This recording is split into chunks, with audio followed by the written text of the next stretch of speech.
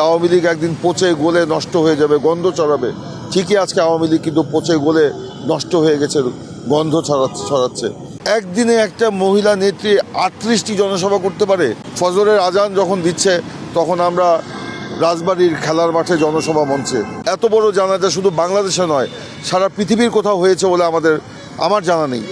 সারা জীবন তিনি আমাদের সেই কবর থেকে শুয়েও আমাদেরকে নেতৃত্ব দিবেন। তার এই বিদায় তো আসলে এটা একটা ইতিহাসের পরিসমাপ্তি আর কি। উনি একটা মহাকাল, ওনার যদি জীবনকে আমরা দেখি একটা মহাকালের সাথে তুলনা করা যায়, এটা মহাকালের সমাপ্তি ঘটলো আর কি। আর তিনি তো আজকে দল মত নির্বিশেষে সকল মানুষের একটা আশার প্রতীক হয়েছিলেন। সে মহান মুক্তিযুদ্ধ থেকে শুরু করে সেই শহীদ প্রেসিডেন্ট জিয়াউর রহমানের শহীদ হওয়া, তারপরে গণতন্ত্র পুনরুদ্ধারের আন্দোলনে তার যে সংগ্রাম, তার যে জীবন, তার যে আত্মত্যাগ, তার যে কষ্ট দুঃখ, পরবর্তীতে ৯০-এ তার যে অবশ্যম্ভাবী যে বিজয় এবং বিজয় লাভের পর দেশকে গড়ে তোলার যে একটা ইচ্ছা, এবং সেই জন্য দেশকে এমনভাবে তিনি গড়ে তুলেছিলেন স্বৈরাচারের ধ্বংসস্তূপের উপরে যে দেশে বিদেশে সবাই বাংলাদেশকে তখন ইমার্জিং টাইগার হিসাবে আখ্যায়িত করেছিল।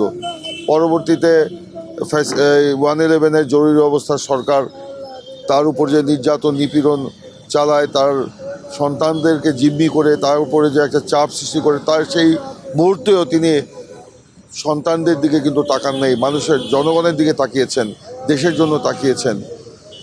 পরবর্তী আওয়ামী ফ্যাসিবাদ তার উপর যে নির্যাতন নিপীড়ন করেছে, সেই নির্যাতন নিপীড়নকে উপেক্ষা করে তিনি কিন্তু আন্দোলন সংগ্রাম করেছে। দেখেন সেই সময় তিনি যে কথাগুলো বলেছিলেন আওয়ামী লীগকে উদ্দেশ্য করে, যে আওয়ামী লীগ একদিন পচে গলে নষ্ট হয়ে যাবে, গন্ধ ছড়াবে। ঠিকই আজকে আওয়ামী লীগ কিন্তু পচে গলে নষ্ট হয়ে গেছে, গন্ধ ছড়াচ্ছে।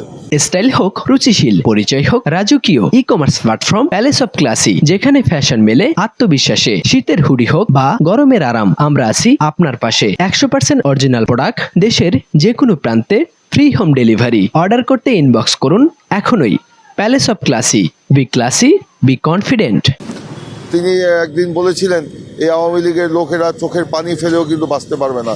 আজকে দেখেন তারা এমনই গণশত্রুতে পরিণত হয়েছে, গণহত্যা করে তারা এমন একটা অবস্থায় চলে গিয়েছে, চোখের পানি ফেলেও কিন্তু তারা জনগণের কোনো করুণা পাচ্ছে না আজকে তারা। তো বেগম খালেদা জিয়া তো আসলে একজন খুব বাস্তববাদী নেত্রী, এবং তিনি ভবিষ্যৎকে দেখতে পারতেন। তাকে আমরা আজকে হারিয়েছি, আমরা হারিয়ে আজকে অভিভাবক হারা হয়ে গিয়েছি।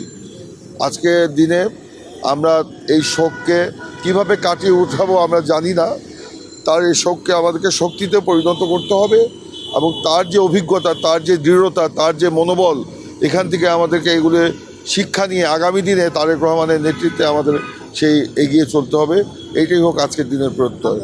সাত সকালে এসেছিলেন জিয়ারত করার উদ্দেশ্যে, যেতে পারলেন না, এটা দলীয় কোনো সিদ্ধান্ত ছিল কিনা আজকে দেখেন বেগম খালেদা জিয়া তো বাংলাদেশ শুধু দলের ব্যাপার না, আজকে রাষ্ট্রের ব্যাপার। আপনারা জানেন যে অন্তর্বর্তীকালীন সরকার তাকে ভিভিআইপি, অতি গুরুত্বপূর্ণ ব্যক্তি হিসাবে ঘোষণা করেছিলেন, এবং যে কারণে আজকে তাকে গতকালকে রাষ্ট্রীয় মর্যাদায় দাফন করা হয়েছে। এটা রাষ্ট্রের ব্যাপার, শুধু দলের ব্যাপার নয়। আমরা তো ক্যান্ডিডেট এই আসন্ন নির্বাচনে। বেগম খালেদা জিয়ার মৃত্যু সংবাদ পাওয়ার পরপরই আমরা আমাদের নির্বাচনী এলাকা থেকে চলে এসেছিলাম। গতকালকে জানাজায় অংশগ্রহণ করেছি। আমাদের নেতা তারেক রহমান গত রাত্রে আমাদেরকে বলেছেন যার যা এলাকায় চলে যেতে। আমরা আজকে ভোরবেলায় আমাদের এলাকায় রওনা হয়েছি। আসলে সেই রওনা হওয়ার মুহূর্তে মনে করেছি যে নেত্রীর কবরটা জিয়ারত করে যাই। তো যাই হোক, যেখান থেকেই দাঁড়িয়ে জিয়ারত করি না কেন, জিয়ারত তো করলাম।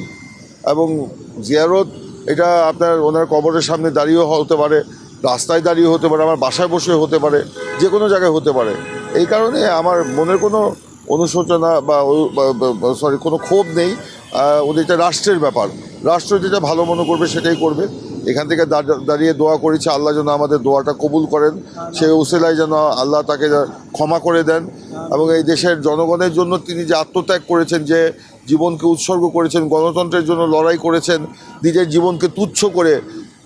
একদিনে একটা মহিলা নেত্রী ৩৮টি জনসভা করতে পারে। ফজরের আজান যখন দিচ্ছে তখন আমরা রাজবাড়ির খেলার মাঠে জনসভা মঞ্চে, কিংবা পটুয়াখালীতে আমরা তখন লঞ্চ থেকে নামছি। এই ইতিহাস তো ওনারই আছে। উনি তো সেই কঠিন মুহূর্তে লৌহ মানবীর মতো দাঁড়িয়েছিলেন। সেই 1/11-এর সব কঠিন সময় তার উপর চাপ প্রয়োগ করা হচ্ছে দেশ ত্যাগ করার জন্য, সমস্ত দলকে লণ্ডভণ্ড করে দেওয়া হয়েছে, ওদের পরিবারকে লণ্ডভণ্ড করে দেওয়া হয়েছে, তারপরেও তিনি কিন্তু সাহসের বাতিঘর হিসাবে তিনি দাঁড়িয়েছিলেন, আমাদেরকে সাহস জুগিয়েছেন। তিনি সেই নেত্রী। তো তাকে আমরা শ্রদ্ধা করি, আজীবন শ্রদ্ধা করব। গতকালকে বাংলাদেশ একটা ইতিহাসের সাক্ষী হয়ে রয়েছে। এত বড় জানাজা শুধু বাংলাদেশে নয়, সারা পৃথিবীর কোথাও হয়েছে বলে আমার জানা নেই। জনগণ, সাধারণ মানুষ তার জন্য দোয়া করছে। আল্লাহ তাকে কবুল করুন, তাকে বেহেশতে নাসিব করুন, তার জীবনের গুনাহ খাতা যা আছে আল্লাহ তা মাফ করে দিক, এবং সারা জীবন তিনি আমাদের সেই কবর থেকে শুয়েও আমাদেরকে নেতৃত্ব দিবেন।